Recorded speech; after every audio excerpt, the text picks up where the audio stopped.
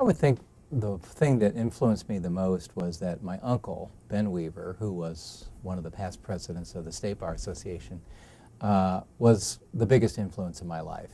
He was like a second father to me. Our families were close growing up.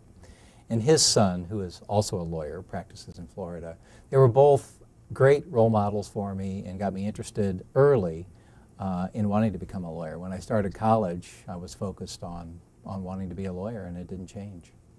I had the opportunity of spending some time with my cousin, who is a trial lawyer, and I found that the courtroom and working with witnesses and clients in the courtroom setting, being an advocate was what interested me the most. And again, going back to undergraduate school, I took courses in English, acting, speech, all the things that I thought would help me become a better advocate in the courtroom, help me overcome some stage fright of being up in front of people, and it helped a great deal. So I knew going into it what I wanted to concentrate in, and I stayed focused. That's what I did.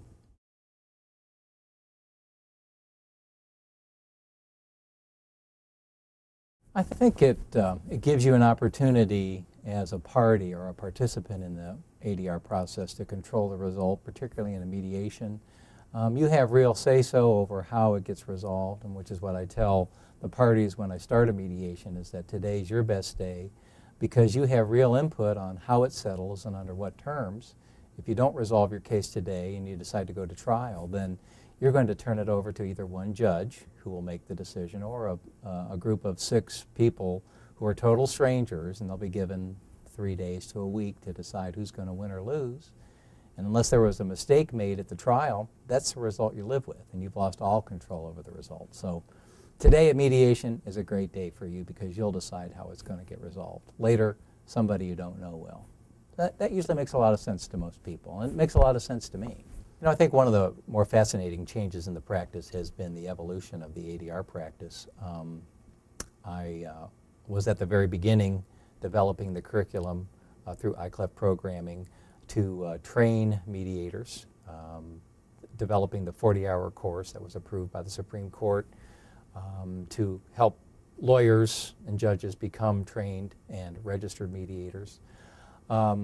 Evolving into the next process of developing a 6-hour continuing mediation course, which I present annually, which is, our hope is that it is at a higher level of practice. It's more interactive. It gives mediators who have been out there for a while an opportunity to come in, ask their questions, and get some more complex discussion going about mediation practice. Gives me an opportunity to update registered mediators on any changes in the case law or the rules. And it's just a good refresher course for mediators to come in and review some things that have been developing over the last couple of years. We've also, again through ICLEF, we've also developed master level courses where we take 2 days, and it's a limited audience of 30, sometimes 40, 40 would be large, where we solely concentrate on very specific high-level issues that involve the mediation practice. And the discussions are fascinating. You know, I monitor them and moderate them and have something to add, but what I get out of hearing the audience, their questions, their experience, because these are mediators who are at a very high level, you know, 2,000 to 3,000 case mediators that are coming, asking their peers, how do you handle this? How do you handle that? Ethical issues. And it's just a great resource of information and training that's been provided by ICLEF from the beginning.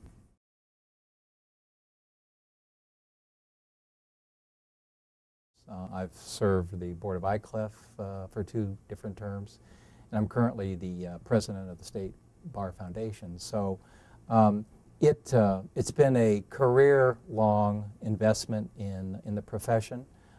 I really do enjoy other lawyers. I enjoy the camaraderie with judges, and participating in these organizations has given me an opportunity to get to know many of them very personally over my now almost 32 years as being a lawyer. It's very rewarding.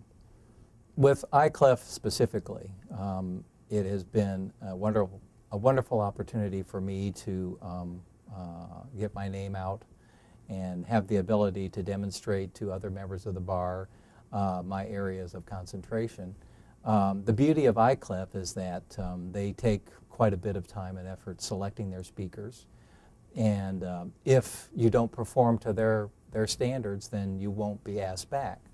Apparently I'm doing something right because I've been doing the ADR training for a number of years, and I've been on the faculty of the Trial Advocacy College, and I've given seminars in probate mediation and arbitration. So once you've proven yourself to them, then they support you completely. The programming is always very well organized and supported. If you need something, if you need a particular type of speaker, they help find that person for you. It's just a seamless operation, and it's highly professional. Having presented for some other groups in the past, I have a lot to compare to, and nothing compares to my experience as a presenter for ICLEF.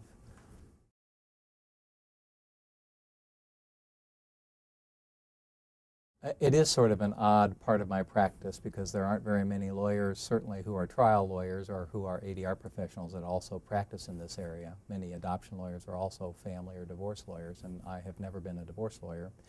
I got my start in adoptions again through my uncle, Ben Weaver.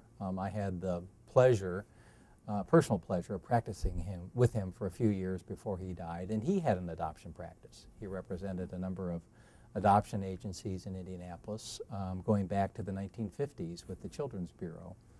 And I started working on those cases and handling those adoptions. And then after he passed away, I started getting more business in that area. I also started handling contested or litigated adoptions for other lawyers, other family lawyers who weren't comfortable in the courtroom. I was. And so I would handle trials of contested adoptions and just started building an adoption practice on that. Got involved in doing adoptions between states or interstate adoptions. And then again was fortunate enough to be invited to be a fellow at the American Academy of Adoption Attorneys, where I serve on the Board of Trustees today. It's been a great experience, and it's fun helping put families together. That's what I like most about it.